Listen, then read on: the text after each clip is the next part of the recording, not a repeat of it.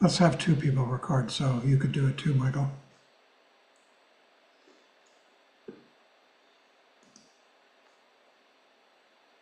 It said recording in progress. Yeah, that's one. That's mine. I'd like to have two people recording Okay. in case this one doesn't work. Okay, I'm recording also. Thank you. Okay, everybody, let's bow in again. Just for the video. Special effect. So we're working our way through Mingyur Rinpoche's book, In Love with the World, where tonight we're covering chapters 8 and 9, and I'll be doing chapter 8, Michael 9. This title is this chapter is titled Varanasi Rail Station. And for any of you who visited India, I'm among them, Michael. I've visited Varanasi. It's a very big city near Gaya. Gaya is near Bodh Gaya, where the Buddha achieved enlightenment. And Varanasi is a large city nearby.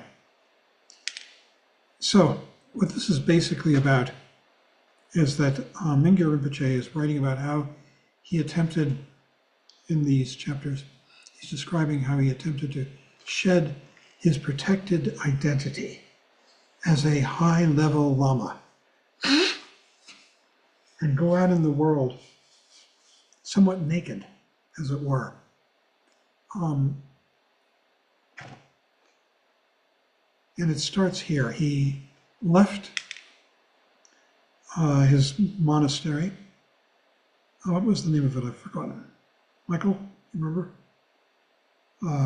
Turgar. Tergar. Turgar. Tergar, yes. And he was the head of that monastery. He's a high Lama, one of four sons of Tulku Ujin Rinpoche. The other three, there was one I don't know about. He wasn't a teacher. And the other three were Chökyi Nyima Rinpoche, with whom I personally have had no contact.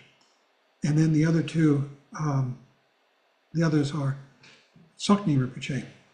And we've got quite a lot of contact with Sokni Rinpoche. Wonderful teacher. I recommend him highly. And they all received teachings from their father, Tulku Ujin Rinpoche.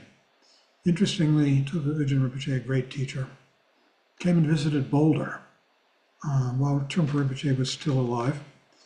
And it was in the summer, and we had Midsummer's Day. In a field south of Boulder, there was a big tent erected. Trungpa Rinpoche and other dignitaries sitting under this big, large tent on a stage, including Tulku Ujin. And for some reason, Trungpa Rinpoche would not let Tulku Ujin speak. I don't know why, but there it is. And this is the story as it's told by his son, Mingyur, who I think is the youngest of the four. Each child was by a different woman, so they're all half-brothers. Each event was a beginning leading to another beginning. That's what he tells us. His childhood fantasies were inspired by Milarepa, who, of course, left everything behind and went off into the wilderness and drank nettle soup and lived completely at the mercy of chance and the generosity of people who came to study with him. It started for him the moment he left his room the evening before all this account, and he stepped past the front gate of his monastery, got into a taxi, and stepped onto the train to Gaya. Gaya was the biggest city near Tergar Monastery. Now he's arrived in Gaya, and he is at the train station there, and he has been sleeping on the station floor. This is a high Lama, beautiful robes, well taken care of, manicured, bathed, shaved, his hair cut, a privileged upbringing, and now he's sleeping on the floor of this train station. His train arrived around mid-morning, and he's just surviving the first night. It left him feeling light and energetic, he said. He hadn't slept for more than 10 minutes at a time the entire night, but he was eager to see what the day would bring. Now, for the first time since he had passed the Tergar Gate, the thrill of new possibilities returned, and he savored the scent of freedom, the freedom of letting go of his identity, of who he was. Prior to this, everywhere he went, people recognized him as a great high Lama.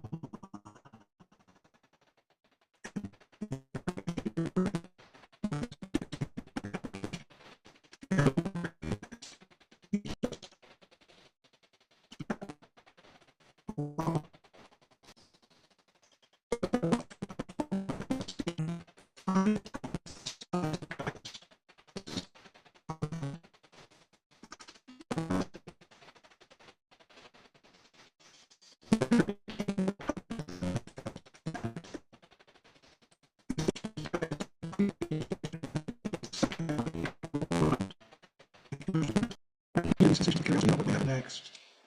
I felt like one of those. John, you're muted.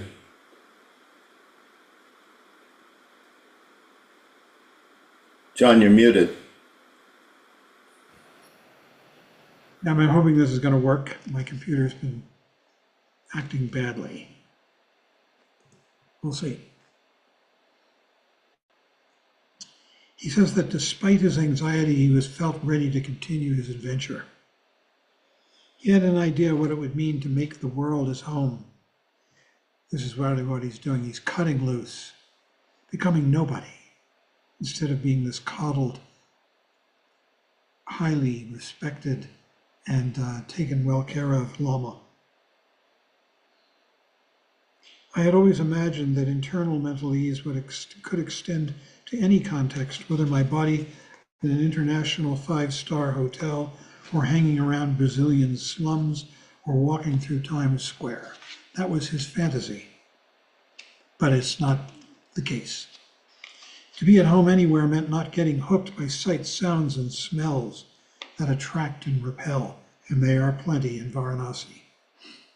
It meant letting go of the impulse to pick and choose, and allowing objects I saw and smelled to be heard to just be, without going toward them, without withdrawing from them, just staying with the clarity of the awareness and allowing all the phenomena around me, whatever they might be, to drift by like clouds.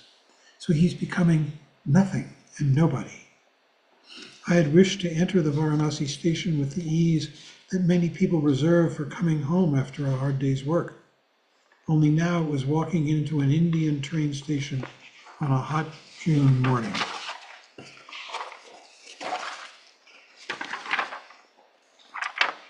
He wonders how many of his friends actually feel at home in their homes. Isn't that what drives them to meditation and talking to him? Seljar Rinpoche, who was a teacher of his, explained to him when he was 11 years old that we're all homesick, all longing for our true home, and you might examine yourself to see if that's the case. I feel it is, that my whole life is a search for my true home, and that the connection with Tibetan Buddhism has been the best part of that search for me. Often our expectations, which promised purpose and satisfaction, have not really lived up to their promise. The office with a view that we acquired has conferred status but not real confidence. The bank account may have grown in value but is never enough. So much effort goes into creating a landing pad, but the wheels of desire and dissatisfaction keep spinning. And isn't this the case for all of us? On the heels of expectation, disappointment follows, and more often than not, this is accompanied by recrimination. The blame might target a spouse or a boss, a city or a president. Aha, a president. Then changing partners or jobs or houses or presidents looks like the perfect way to regenerate a life that has gotten stuck. The difficulty here is that this benign-looking repetition keeps the longing for freedom just below the surface, We're all longing for this freedom. Running in circles describes the world of confusion. He prays that this journey would last long enough for him to discover what holds him back, what makes him uptight and uneasy. Throughout the day, if we can train ourselves to slow down and watch our thoughts, slow down, watch our thoughts, not to get carried away by them, but just to notice, we will be amazed by the universes we traverse moment after moment. Generally, we don't watch our minds and do not know how much about how they work. All the while the range and mobility of our normal mental meandering challenge ideas that we have about being stuck or being incapable of change. Where was my mind when I ventured into the immensity of the Varanasi station? And it's huge. I've been there, and it's filthy. And it's full of people that you don't know. My mind was definitely looking outward. I circled the unfamiliar station on high alert for threats, as would you if you were alone and unsupported.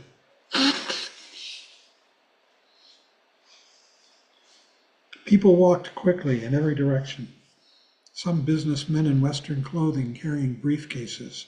Teenage girls in tight jeans and t-shirts and long straight hair walked arm in arm. Parents struggled with their belongings and their children. Some travelers pulled suitcases behind them or ran after porters, and everyone had to navigate near collisions. My awareness did not stick with any particular object, but moved as I checked out the districts of my new habitat. The districts of Varanasi Station, where the homeless were permitted to sleep, and they're sleeping on the floors in certain areas. The swarming area just outside the station, where the beggars squatted, and you walked out and there were a gazillion beggars asking you for money. The tiny, greasy food stalls. I ate food from those stalls, we all would. And it was delicious, but scary. You never knew where it came from. The newsstands, the doorways to the exclusive lounges, and I also went into some of those, and they were quite beautiful, and offering food that looked like it was much cleaner than what was available outside. The toilets, they were frightening. And the police posts, the ticket booths, the entryways to the tracks. This is a world, a real world, the Varanasi train station. I was mentally betwixt and between. I had made it through the Tergar gate and gotten out of town. I hadn't slept in a public place, and I had not begged for food. I had left home, but had not yet become truly homeless. I had wished to give up robes, but still looked like a Tibetan Lama. And people treated him that way. As I circled at a slow, deliberate pace, I assumed that some spot would emerge as a safe place to stop, and that once I arrived there, the waves of discomfort would die down. We often get caught in the illusion that arriving at a predetermined destination will end the mental agitation of feeling in between, lost. This happens when we do not know the continuity of awareness, or when we know but still lose the connection. Within this life, I am in the bardo of change, transition, impermanence. Between Gaya and Varanasi, I was in between. For the past 12 hours, my composure had been challenged repeatedly. Yet he had been sustained by trusting that states of mind were as transitory as life itself, as breath itself. Can you imagine the challenge? He's completely in a strange environment, offering no support, watching his mind. From the moment I left Tergar, I was in between, in a literal way, he says. Yet the true meaning of in between has nothing to do with physical references, but is about the anxiety of dislocation, of having left behind a mental zone of comfort and not yet having arrived anywhere that restores the ease. In the literal description of the bardos, in between describes an insubstantial, non-material state of being that is in the process of seeking to return to substance. It seeks to re-solidify, to once again become somebody. This is particularly true of the bardo of becoming, which is the bardo that you were in just before you were reborn. But we're experiencing the bardo of becoming in this life too. We're constantly taking a new rebirth in some form or another. From within our material forms, we already know generally the experience of ourselves as nothing and nobody, and we know that it's unbearable. We humans actually cannot stand this possibility unless we wake up and realize that this transient and fluid state is our true home. We think we're at home, fixed. And what he's saying is this transient and fluid state is our true home. Yet we are always in a state of not knowing and of uncertainty. As a daily life experience, the bardo of becoming, that's what the bardo of becoming means. We're in transition.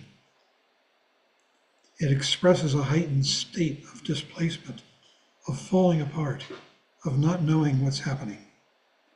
As my entering the train station, getting on the train, flattened against the door by a human wall of human bodies, these provoked anxiety. The continuous contact with strangers falling against him made him feel isolated and agitated. Even the sound of the train whistle panicked him. We speak of the different bardos, bardo of life, bardo of death, bardo of reality, and so forth. But when we move past the convenience of language and categories, every second manifests the bardo of becoming.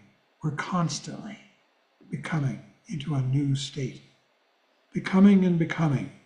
All phenomena always just become. That's how reality works. When we sensitize ourselves to the subtle transitions of emotions or a bodily change, or shifts in social circumstances or environmental transformations, such as differences in landscape and light, or developments in language, art, and politics, then we see that it's all always changing, dying, and becoming. Everything around us, everything we are in. We think that we're in a secure place, and we're all just dying and becoming all the time. I had thought that overnight I could become a sadhu, a wandering yogi, and drop all the outer roles at once, but I had not properly assessed the ways that these identities had become embedded in my body.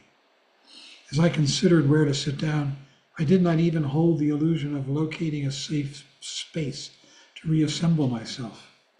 I would find a place to sit, but it would not be a refuge.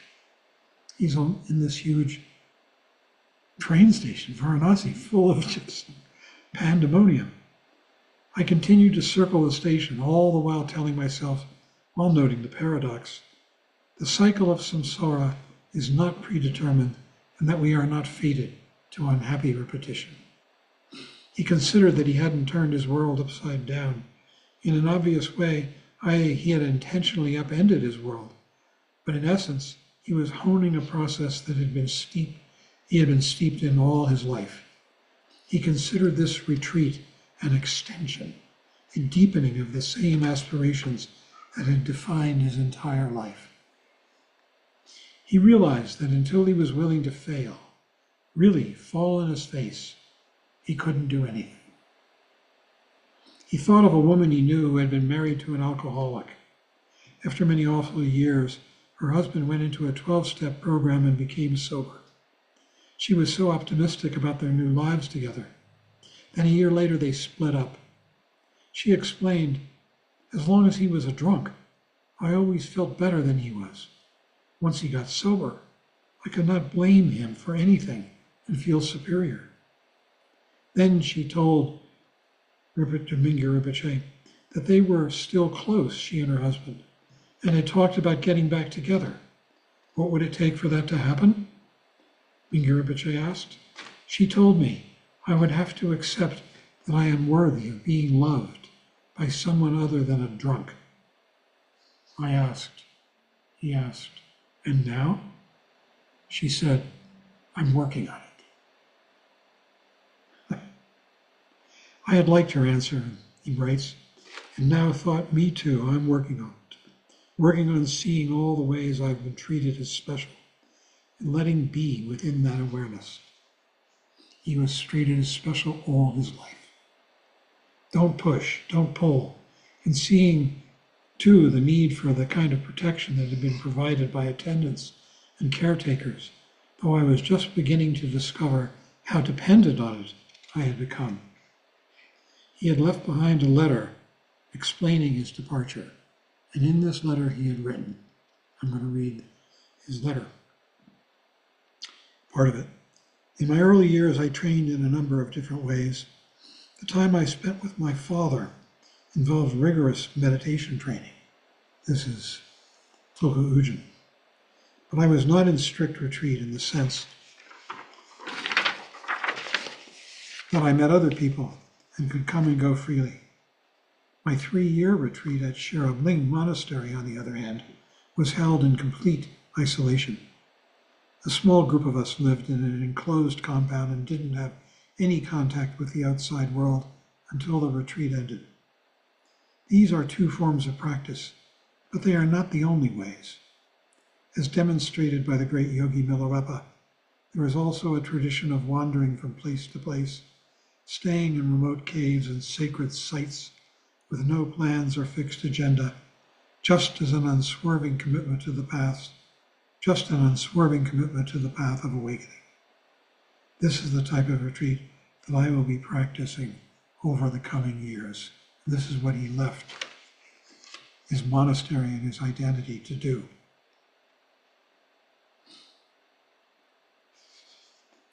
He knew that his grandfather would not be worried about him. His view, vast as the heavens, could accommodate anything. That's Tulku Ujin. His brother, Tsoknyi Rinpoche and Tai Situ Rinpoche, would be informed. Word would spread. People would express concern. He sat down on the stone floor of Varanasi railway station in the area designated for people to spend the days and nights. The beggars had to remain outside the station. Indian rail is so inexpensive that entire families can travel thousands of miles to funerals and weddings where food might be abundant. He crossed his legs and sat with his back erect, pack in his lap, his hands on his thighs, perfecting the image of the disciplined monk. Except now he could notice his attachment to this role. It's role-playing. Within minutes, he also noticed that he was becoming quite agitated again. The police looked at him suspiciously. People around him stared. My maroon robes attracted curiosity.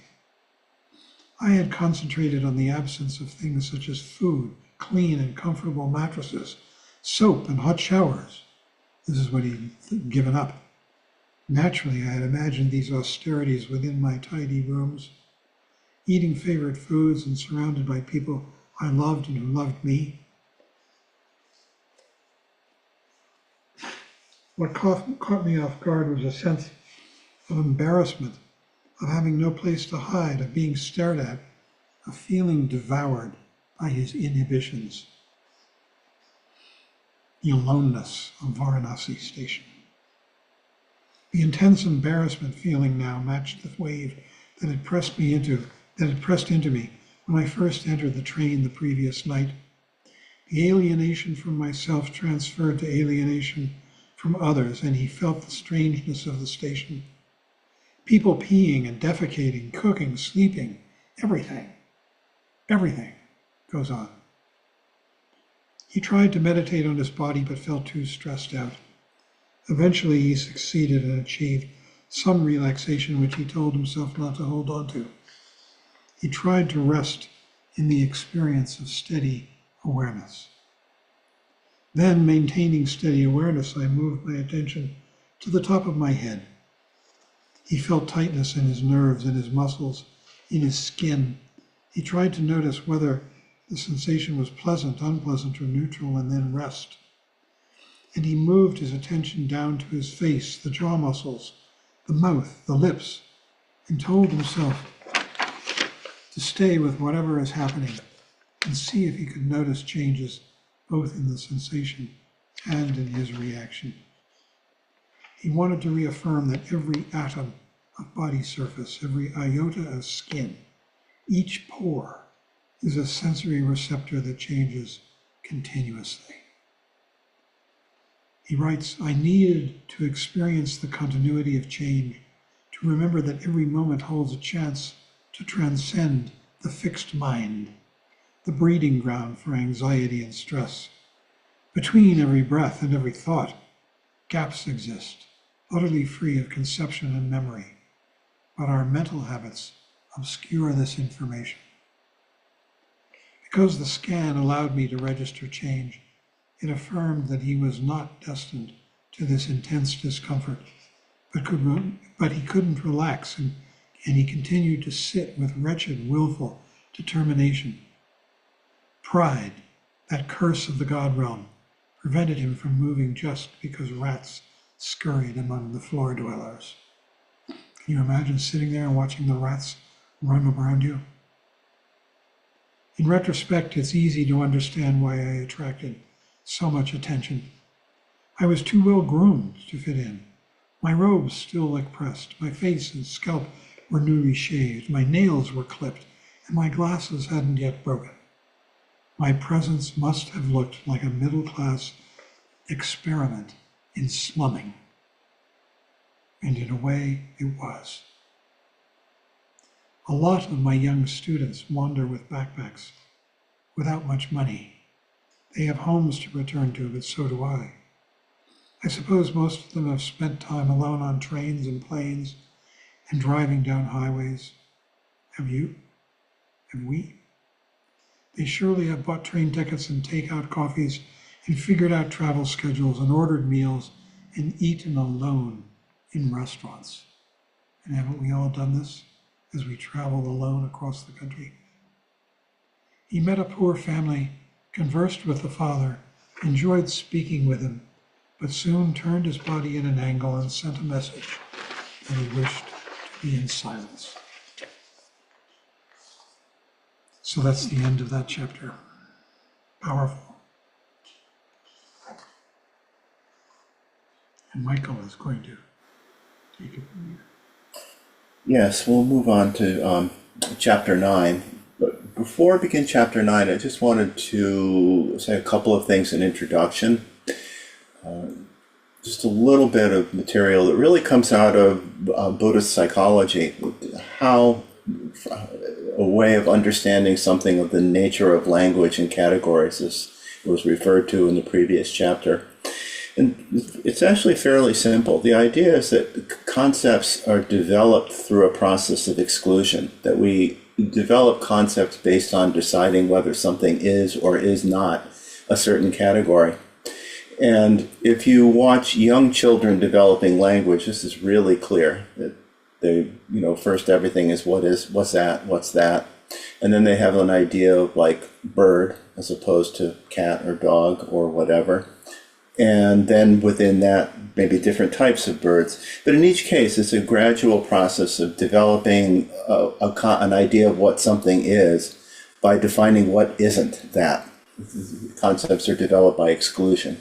And we were introduced to this idea in Trallag Rinpoche's book, Mind at Ease, that we studied some time back. The thing to understand about this is, for that reason, conceptual mind tends to work really in a binary yes-no fashion. And for that reason, there's a tendency to go to extremes. That, again, something is or is not. The chapter that we're going to be reading is titled Emptiness, Not Nothingness. And oftentimes when people are introduced to the idea of emptiness in the Buddhist tradition, shunyata, it's very easy to go from something is real, solid, and existent, or it's nothing at all. And really one of the points that he makes very strongly in this chapter is, in fact, it's not that simple. Even if we were to think about the Heart Sutra, where form is emptiness, emptiness is form, it doesn't say form and emptiness as if they were two different things. It says form is emptiness and emptiness is form. So the two things that seem contradictory are actually one and the same thing. which experientially is difficult to grasp because we tend to approach it conceptually. But that's where we have to start and do the best that we can then to see what in our experience matches or has some kind of resonance with that idea. One reason for that is because we tend to begin by thinking form or appearance as being real in some way. And then when we analyze or look at it, then we realize that maybe it doesn't exist in quite the way that we thought it did. So again, it seems as if one thing became something else. But in reality, form is emptiness. Emptiness is form. And they were actually inseparable from the beginning. So this chapter is emptiness, not nothingness. But actually what it begins with is some fairly clear and profound pointing out about something that we might experience in our daily lives as well as in our practice. And he begins by talking about a friend who gave him a cap from the London Underground that said, "Mind the gap." Trungpa Rinpoche also liked "Mind the gap," by the way. If you were to go to London and go on the Underground, you'll see the signs that say, "Mind the gap, don't fall into the space between the platform and the train."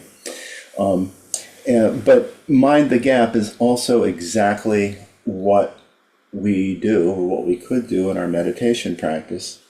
As he says, mind the gap, he says he told himself, for there is a gap that also exists between thoughts, emotions, and the realms.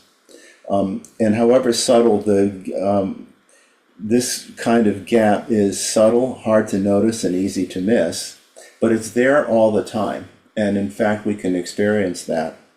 He then gives a really interesting metaphor, actually, for gap, and also how, as we move in our ordinary way, we go from thought to thought to thought, how we miss the gap, how we paper it over.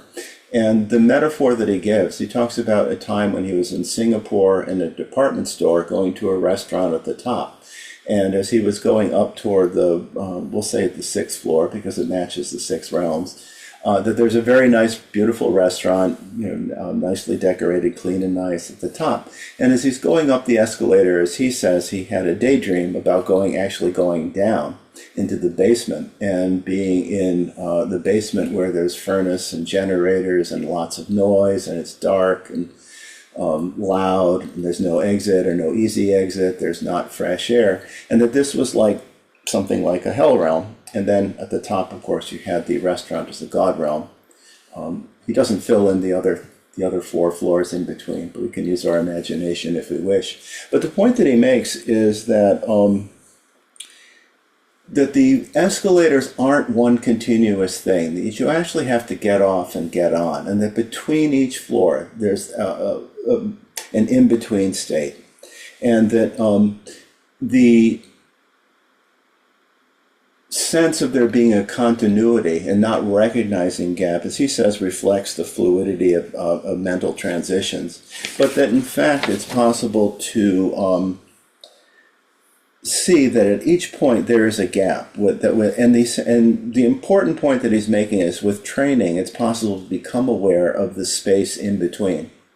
The space in between our thoughts, our moods, our perceptions, in between the breath. This is very similar to what Milarepa in one of his songs says, where he says, "Between 2 thoughts there is Buddha." So then he asks, what makes this gap so precious? What is it that makes this gap so precious? And he then provides us with a second metaphor that's actually quite traditional in the Mahayana, of the sun and clouds. That in fact the sun is always there in the sky, but that it can be obscured by clouds. And actually there's still light that comes through, but it's diffused, and we don't realize that there's a source for this light. And he describes the clouds as, again, some being lighter, some darker, fast or slow. They change all the time. And then every now and then there's an opening. There's a gap in the clouds. And then we glimpse the sun. And the clouds, he says, the clouds represent all the normal content of the undisciplined mind. represent all the normal contents of the undisciplined mind, the endless muttering about our days, our meals, our schedules, our ailments, our past problems, our future projections. All of that are the clouds. And he says that these thoughts that make up these clouds, the thoughts that make up these clouds are informed by our psychological histories and social conditioning and pass through our minds, shaped by emotions of desire, greed, anger, jealousy, pride, and so forth. So as long as the sun is obscured by clouds, we can easily get lost in that. He says we get so caught up in the stories that we tell ourselves that we don't even try to look behind the clouds. We forget that there is a sun. We identify with the clouds. Or we might, as he says, we might mistake the stream of moving thought clouds for the natural mind that lies beneath it. But again, he says, if we pay attention, if we allow ourselves to slow down and settle, we can recognize the gap, that fleeting space in between thoughts. And he quotes a student who said, I just want to turn the faucet off, the faucet of endless thoughts, endless distractions, endless anxieties, endless worries, endless hopes and fears. And he says that describes the common experience of the monkey mind, a cascading rush of thoughts without interruption. But through awareness, he says, we can detect that although the muttering aspects appear to be incessant, that there are gaps, in between moments, empty space, and that these offer experiential opportunities to recognize the uncluttered mind. That in these gaps we experience pure perception, just clear, simple, pure perception. As he says, pure perception, no time, no direction, no judgment. The clouds of muttering clear, and the sun shines forth. So this is why, as he answers this question, this is what makes this gap so precious. That the gap between thoughts, like the gap between breaths or moods, allows us to glimpse the naked mind, the mind that is not obscured by preconceptions and patterns of memory. It's that fresh glimpse that startles us into wakefulness and reminds us that the clouds are only temporary surface conditions, temporary surface concerns, and that the sun shines whether we see it or not. Noticing the gap introduces us to the mind that does not reach out to grasp a story of loss or love. It's the mind liberated from those misperceptions that keep us stuck in repetitive cycles.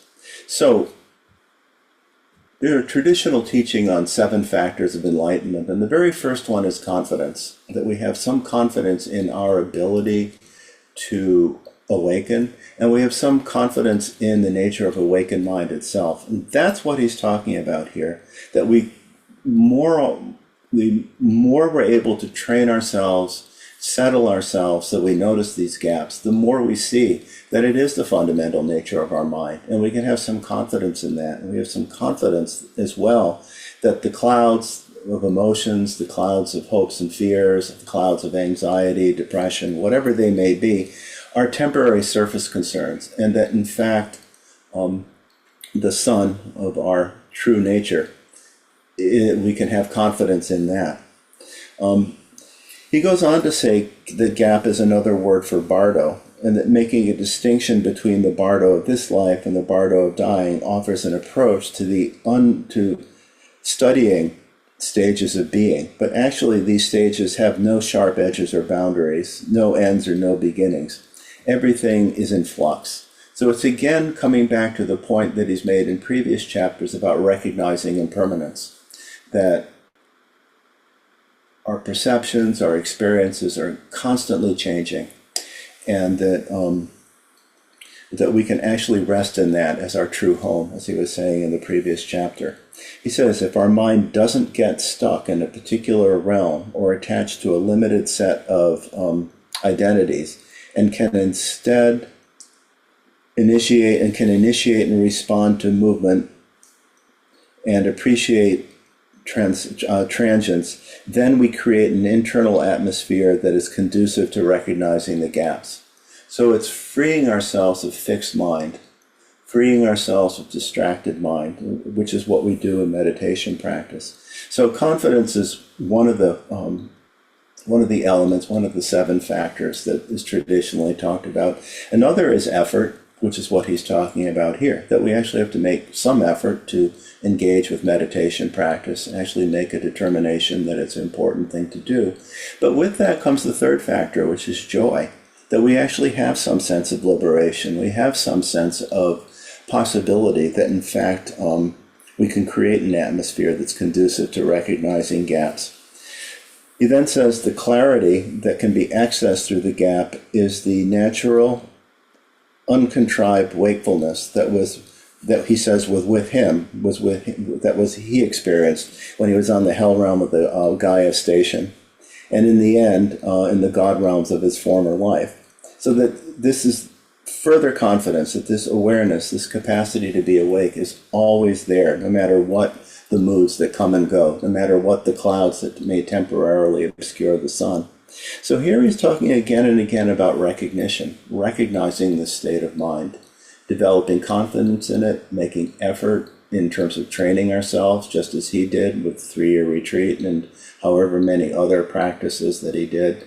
And now, as he's going through his journey on the train in Gaia, on the train, and now here in Varanasi, again and again, maintaining awareness, even as the different clouds arise and subside, that he at no point loses sight of the sun that's behind them.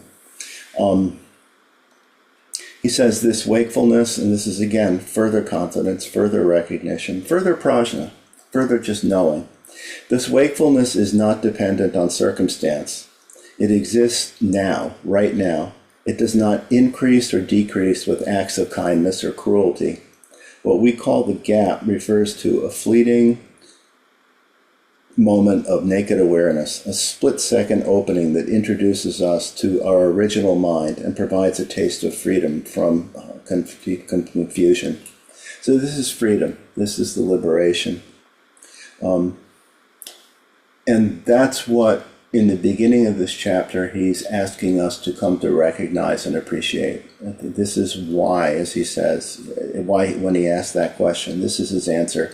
What makes this gap so precious? That it's through experiences like this that we can cultivate in meditation practice, that we come to recognize this is our true nature, and that in fact, in spite of the clouds, we can develop the equanimity. In other words, we don't have to just simply react impulsively, habitually, and we can develop the suppleness, the flexibility of mind. These are other factors that also go along. And that with all of this, we develop prajna, which is the outcome of vipassana, that we just know this to be true, and we can know this to be true from moment to moment experience. And what he's been showing us, I think, in all of these chapters is exactly how he manifests this.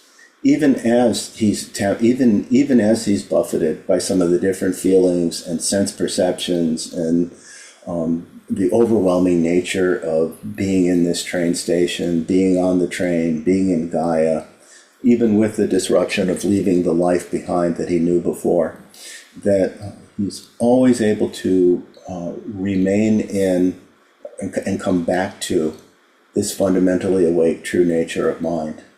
So before we go on, I think maybe we should take a moment just to take a good seat and a good posture with a straight back.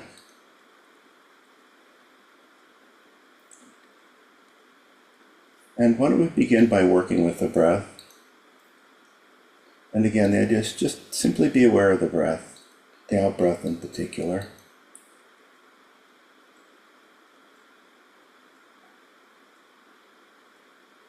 Allow ourselves to slow down, settle.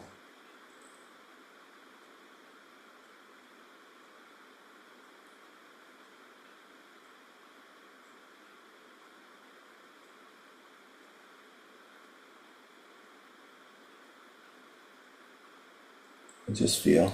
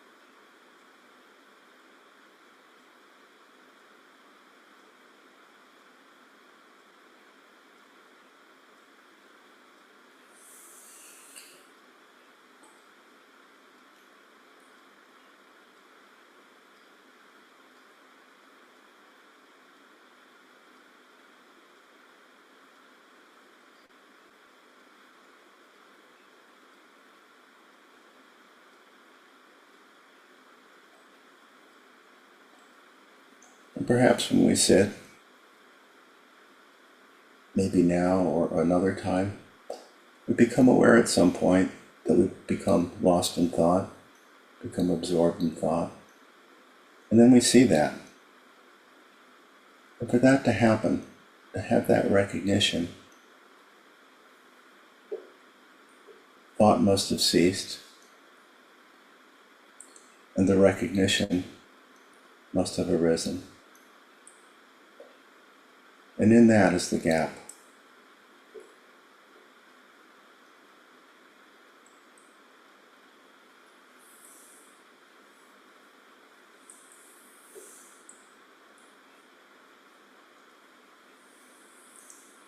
So, to continue, he then begins talking about the resistance of the grasping self to giving itself up. It can be fierce, as he puts it. Its job is to remain in control. The ego of this abbot, talking about himself, had known a busy night.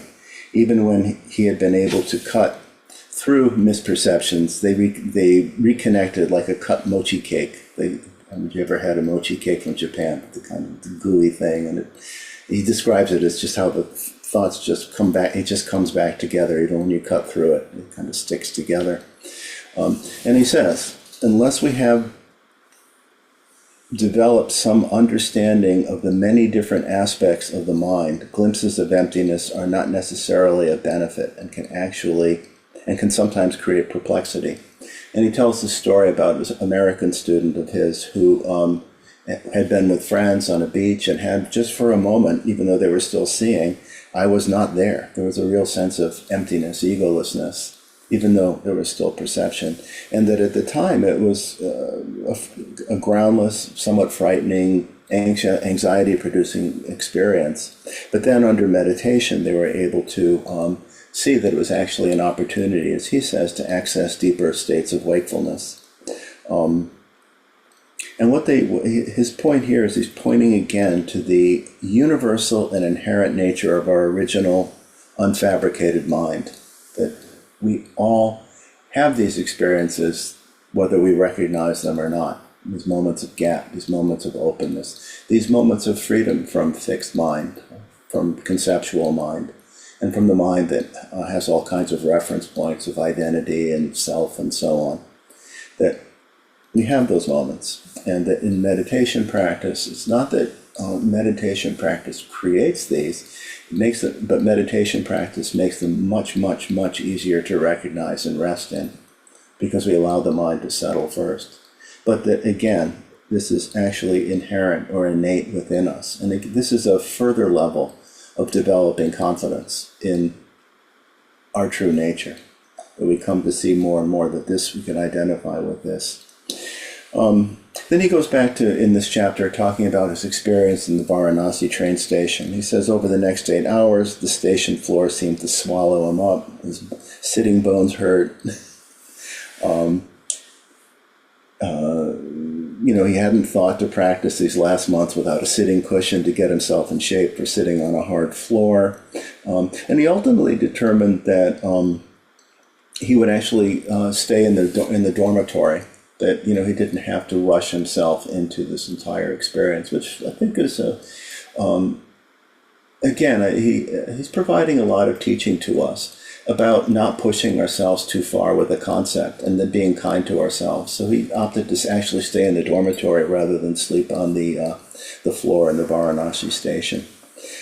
As he says, I could have willfully pushed through with my plan to sleep on the station floor. Despite the obstacles, and even more so because of them, I still had a lot of enthusiasm for meeting the challenges. He really wanting to challenge himself, add wood to the fire, make even more clear, whatever fixation, or whatever reference point he may still be working through.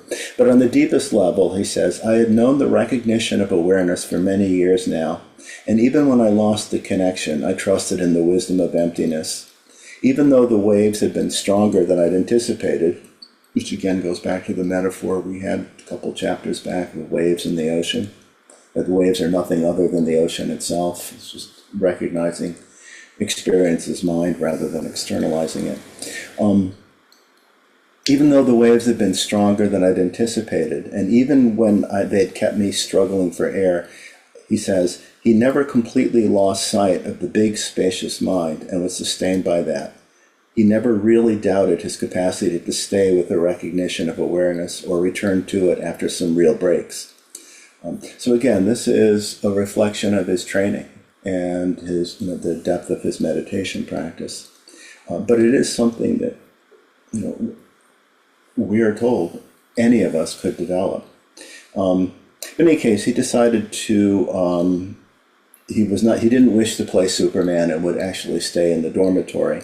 As he says, I was not out to prove any heroics, and I knew that willful pushing would entangle the fixed mind. It just again involved the fixed mind. So he stayed in the dormitory. He said to acknowledge the discomfort and sleep in the dormitory was more in line with his intentions to stoke the flame so that he could better see what was going on inside. He said, I wanted to know everything about this sense of embarrassment that he described in the previous chapter, and not shut it down for the sake of looking comfortable sleeping on the station floor where I would not be. So again, he's trying to really stay with his experience, not trying to run away from the embarrassment, not run away from the feelings, but actually face them and just be with them and see, as he says, I knew that for an emotion to transform, it needed to be bigger than usual, clearer, more visible. In the exercises that he'd been doing on the journey so far, he was aware that there was always a witness quality. A witness, for example, I over here am working with this sound that is over there. The witnessing I never disappeared. I think we all have this experience. Witness, a sense of duality. There was always a watcher, but now in the dormitory, I had to ask, who is experiencing the embarrassment? Who is the me that the monk, and he means to talk about the story of the monk Nagasena points to in one of my favorite teaching stories from my childhood, from his childhood. So with this, he begins talking about, again, the nature of emptiness and looking at the mind in this way, looking at the looker, looking at the watcher, where is it? Is an exercise in recognizing emptiness. It is, a practice in Mahamudra. At a certain point, who is it who's looking? And ultimately, what gets realized is this mind looking at mind. But what he tells is a story of Nagasena and the king who he encountered. And this is very much in line with the Madhyamaka school of in Mahayana, for those who studied that, where there's a lot of use of logic to look at the fixated mind and to let go of concept and recognize emptiness by analyzing, looking directly at experience.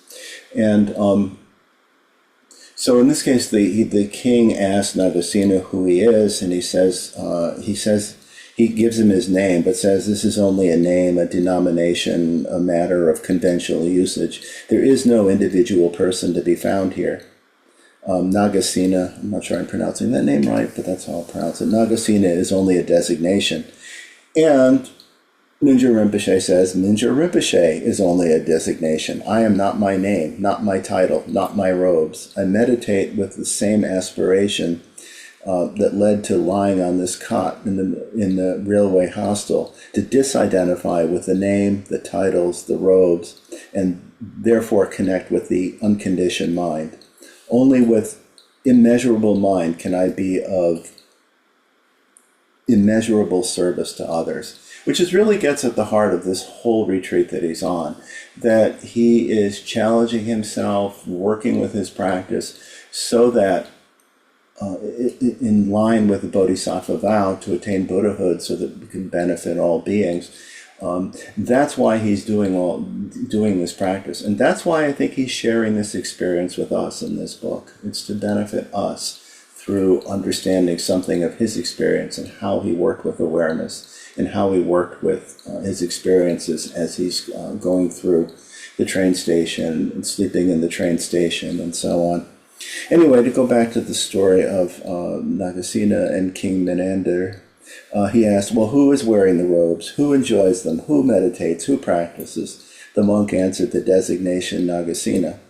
Who is lying in this railway dormitory? The designation Mingyur Rinpoche. So what he's talking about here is what other traditions call the nominal self. It's the self that we can give a name to, but when we look, we see that it doesn't really exist. And I'm going to skip around a little bit because, then Nagasena starts questioning the king and asks him, how did you arrive? And Nagasena, the king apparently arrived in a chariot. And this is, in the Madhyamaka tradition, the analysis of the chariot is it's one of the famous reasonings that's used in Madhyamaka to demonstrate emptiness. So the monk asked the king, where is the chariot? Is the chariot is it the axle? Is it the wheels? Is it the yoke? Is it the reins? And the king says to each part, no, that's not the chariot. And in the same way, Mingyur Rinpoche says he could look at the train that he rode on. Is the train the wheels? Is it the car? Is it the turbine? Is it the metal frame, the engine? But anyway, the king said that the chariot was not any one of those things. The chariot is not the axle. The chariot is not the wheels. The chariot is not the yoke. It's not the reins. It's not the cat. It's not the cabin. It's not that. None of those things is the chariot in itself. Then the monk asked, "Is there a chariot separate from those things? In other words, is there a chariot that's you can say that isn't those things?" And the king said, "No." And in the same way, the same analysis is done in looking at a self. The king, and this is also what we read in The Way of the Bodhisattva. This is Shantideva presents looking for a self. Is the self the hand? Is it the arm? Is it the skin? And you go through all the different parts of the body. Is the self the brain? Is the self the eyes? Is the self the ears? Is the self all the different parts of the body? And then is there any body that's separate from that self? And the answer is when we look, we realize there isn't, that we have a name, we have a concept that ties all these things together. But when we really look, it's just that. It's just a name that's given to something. And that in fact, when we look even further, we can realize because of impermanence that things are changing all the time. I'm looking at a table in front of me that at one time was a tree, and in some time in the future might be a fire. So that there isn't an unchanging, solid, single thing. And if we even look further into the table when it existed as a tree, the wood existed as a tree, that even the tree is the coming together of a lot of different elements. So, nutrients from the soil, the energy from the sun, water from rain. So that, again, the idea is that there's just a constant flux, a constant impermanence to things. And that when we really look, we realize there isn't a self. There isn't a solid single thing that we can point to that exists unchanging. And that what we end up with is that we have names, designations that are useful in a relative way. They're not false, but it's also not true that it exists in the way that we take it to be, as something solid and real, unchanging. So if we can read the dialogue in the chapter and really take some time to contemplate it, really take some time to think about it, what it's really saying about what we tend to take as real, what we tend to take as a self. Because as we do, we realize that it's not as simple as just saying that there is a real, simple, solid thing there. So, as Mingyur Rinpoche says, okay, so I was not my meditation, I'm not my robes, I'm not my special status, but who will get off this cot? Who is so stressed out in the morning out in the waiting area. Where do paranoia and embarrassment reside? How do they arise? If they can't be located or perceived with the senses, if the shapes of them, their size and weight, move like clouds, then they will pass through. Pass through where? My hands cannot hold them. And then he says, oh, this mind of mine. So the idea is that, again, it's empty in the sense of having any kind of permanence, any kind of true independence. But it does appear. It is there. So as he says, empty bodies, empty minds, empty emotions, but not nothingness. The waves that surface in the form of emotions, desires, and aversions are also empty, and their force is empty. Yet the empty force of the empty wave has the empty power to knock over a mind that is also essentially empty but doesn't know it. The mind that recognizes emptiness is not affected in the same way. If we do not create a story around the wave, then we have empty water dissolving into empty ocean like water being poured into water. No problem. Emotions themselves are not the problem. It's how we relate to them. And he goes on to use the analogy of dreaming. Even though our dreams cause us to wake up laughing, crying, screaming, we say that they're not real, while insisting that the fear, panic, pride, and embarrassment that we experience are real. We put ourselves into our fears and confusion and insist that they're the real me. And again, he goes on to contemplate and to analyze. Is this body real? Is there such a thing as a real self or a false self? Nagasena said that his name, rank, body parts, and so on are not false, and they have some, but the term no self doesn't mean false self, yet it's not real in the way that we imagine. Neither we nor the world around us is made up of solid, independent, lasting qualities that we project. Our perceptions are false. The objects of our perceptions are neither false nor true.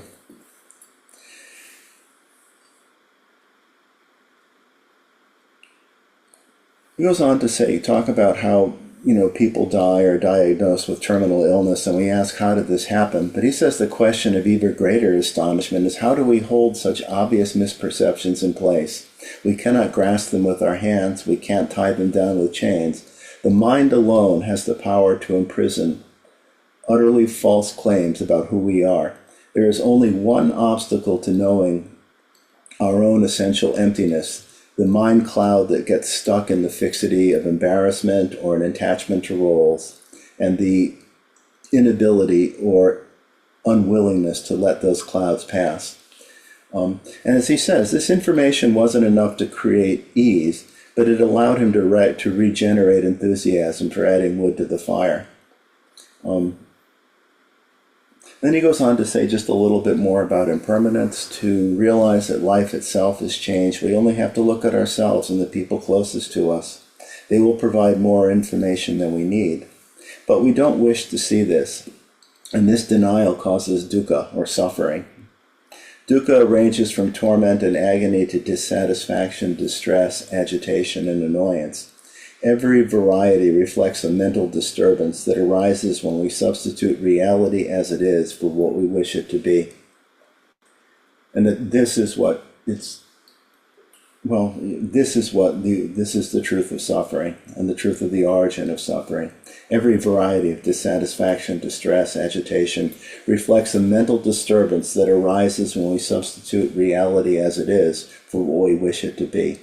And reality as it is this emptiness but not nothingness.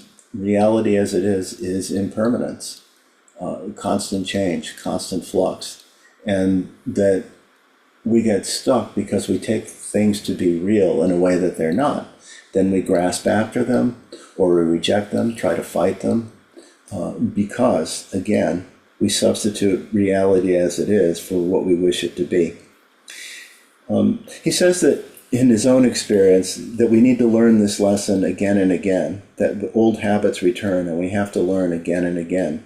The trickery of the habitual mind was brought through and he describes an incident from his childhood that really, for him, summarized the trickery of habitual mind. And he talks about playing with other children near the monastery where he grew up, and how they would climb trees, and he'd grab a branch that then broke and he fell to the ground, and his grandmother came, and he thought he would be scolded, but instead she just said, "Give me the stick. I want to show you something." And he sat up and gave her the stick that had broken off in his hand. Now, she told me, "You believed that this was strong and hard, but look, beneath the bark, the wood was rotten and soft." So he said he spent hours after that thinking about the tree, trying to comprehend that things were not as they appeared to be, that his eyes had deceived him. If I could not trust appearances, then what is there to count on? He said he wanted certainty, and so do we all. But again, that's substituting reality as it is for what we wish it was. See, how can we live in a world with no certainty where not one single entity remains dependable for even 1 second? It seemed an intolerable idea. But he did learn to test the other branches and find out before he climbed so that he didn't fall again. But mostly the experience introduced a lesson, he says, that I would need to learn again and again. What would it take to perceive a tree as a process rather than as an object, as a living, dying form that grows, ages, dies, and transforms? What about the person we love, the people we love? Or what about ourselves? Do we see ourselves as something fixed and solid? Or do we see ourselves as something that's in flux, something that's living, dying, constantly, moment to moment? As he says, lessons on impermanence are not absorbed overnight. Our habits are too entrenched. We learn, have insights, but we have to apply them, but we don't apply them or threatened by them. The Buddha identified mistaking impermanence for permanence as one of the primary causes of suffering. Known as the supreme physician, he offered a cure for the sickness of samsara. But until we identify this sickness for ourselves, we will not accept the cure. And that's how he ends the chapter. And what he's talking about there is the importance of all of these things that we can understand conceptually, really coming to see them as personal experience, really coming to see in a heartfelt, direct way that they're true for us.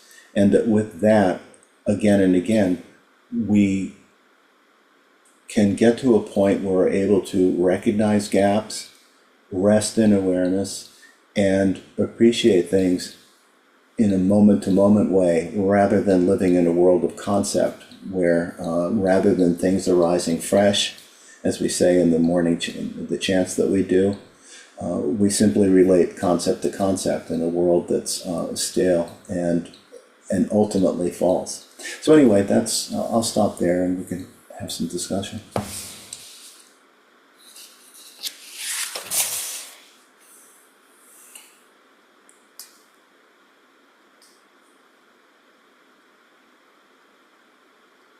Or at least a gap.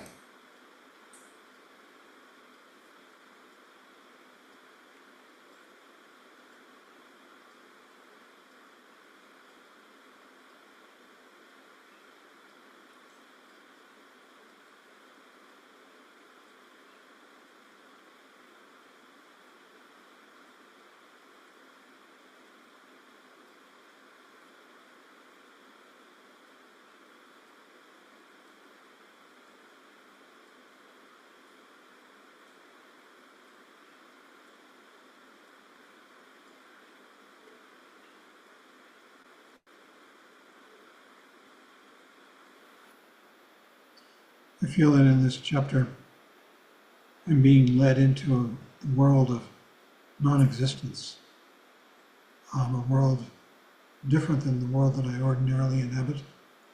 I ordinarily inhabit a world of things which exist: people, rocks, trees, stars, the whole gamut.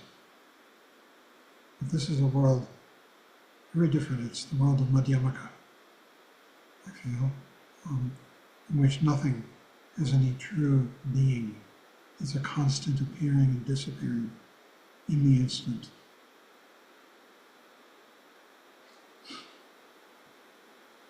Throughout the teachings, there are many ways this is described. I find that this is one of the more difficult ones, this chapter. but still, it's the same thing. The world of Madhyamaka, of nothingness, in which words, if they point to something which truly exists, are illusions, illusory.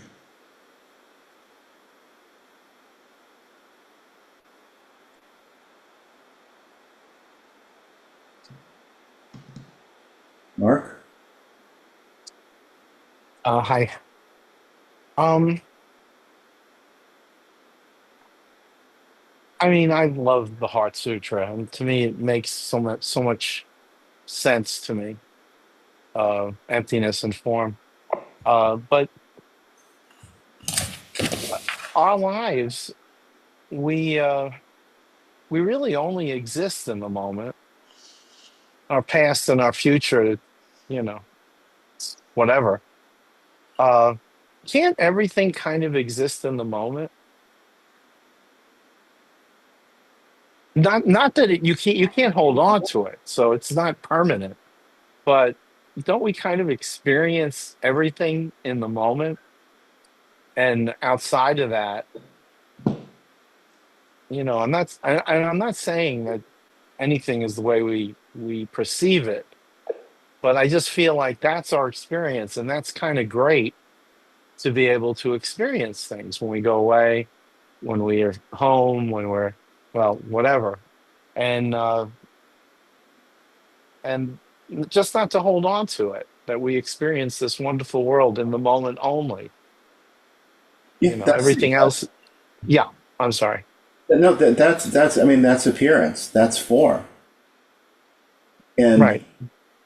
yes, it appears to us, and yes, that really is the only thing we can ever truly experience is just the present moment. Our minds can create things, and we can imagine future or recollect something of the past, and not be present at all. But yes, in the moment, there is appearance, but the empty quality becomes really clear when we realize you can't hold on to it.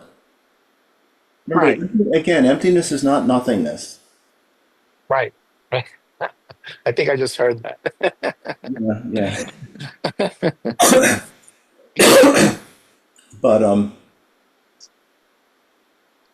but yeah, in the moment, things appear. Right.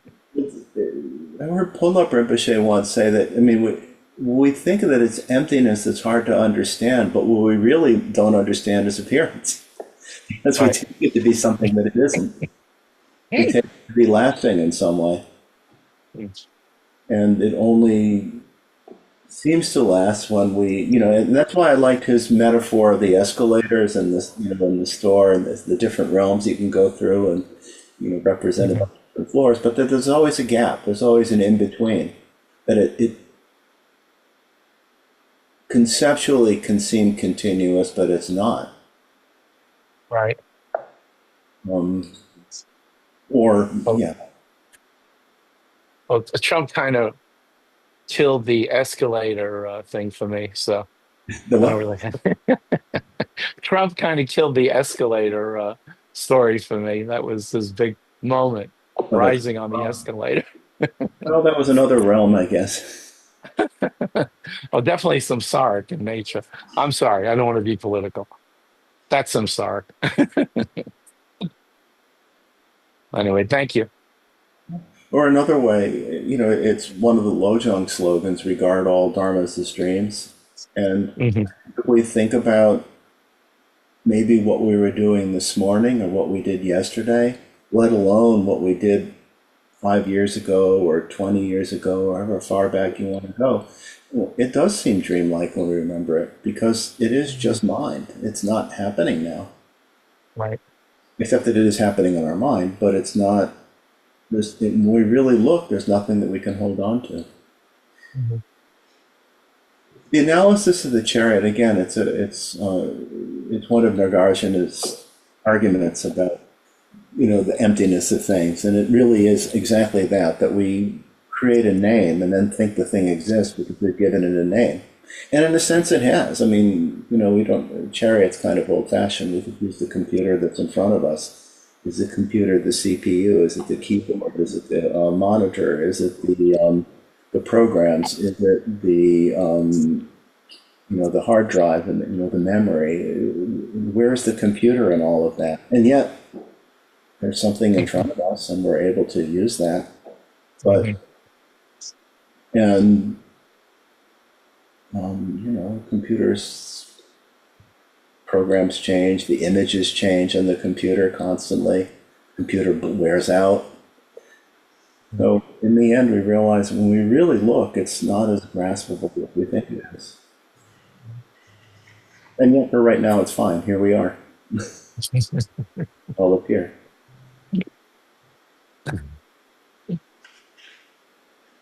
Yeah, it strikes me sometimes that it's just some accident of birth, or not birth, but evolution, that the fixed and the real is our reference point, and that the constantly changing nature, just the one that we're always in a bardo, always hard for us to see, and even grasp sometimes conceptually, and causes suffering. But the fixed and the world of appearances is our reference point. I mean, it could be that, evolutionarily or biologically or neurologically or whatever, we were different, we'd be perceiving the constantly changing nature and the emptiness of everything. Maybe there are worlds of beings or whatever's, or beings that can't be even categorized as beings, because that's our concept, and that's fixed, right? Yeah. Perceive the, whatever you want to call it, on a different level, right? And that the world of appearance is the, not the reference, but, it's kind of strange. Yes. Well, and traditionally, I mean, that is, we developed the idea of a self on the basis of the skandhas, and that's really what, again, the analysis of the chariot. We start looking at, am I the body? And you look at all the parts of the body. Am I my hands and my feet and my legs? And, there's some part of me, I guess you could say, but where's the me that they're part of? And then you look at perceptions, and you look at moods and emotions and ideas, and those we tend to identify with, or at least we think we do. Then when you look more carefully, you realize there are certain moods we want to identify with, and certain moods we want to reject and don't want. So it's not even as simple as that. And the idea is that we, out of all of that, impute a self, either on the basis of the skandhas or on the basis of believing there's a self that somehow possesses the skandhas, one of the two. Either we identify completely with, like, a thought or emotion, anger or passion or whatever, or we have some sense of, well, I am the person experiencing. But when we look, we realize it's fleeting, it's temporary, it comes and goes. And if you were that person, you'd be that way all the time, which might not be so great, stagnant. But in fact, when we really look, when we really slow down and take a look in meditation practice and see how mind works, we realize that it really is just constant change.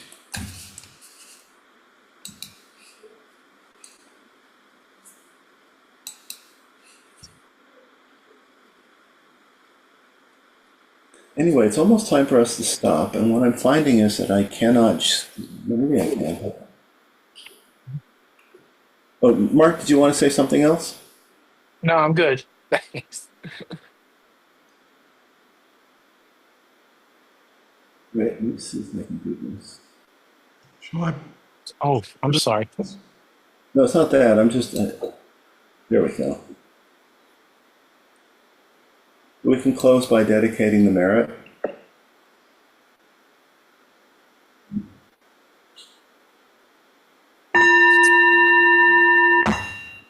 By this merit, may all obtain omniscience. May it defeat the enemy wrongdoing. From the stormy waves of sickness and death, from the ocean of samsara, may I free all beings. By the confidence of the golden sun of the great east, may the lotus garden of the Rignans wisdom bloom, may the dark ignorance of sentient beings be dispelled, may all beings enjoy profound, brilliant glory.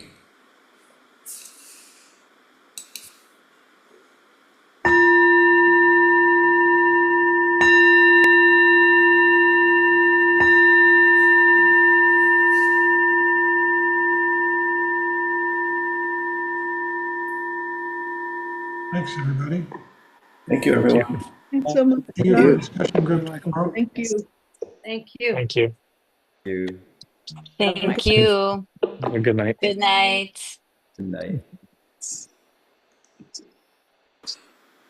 Okay.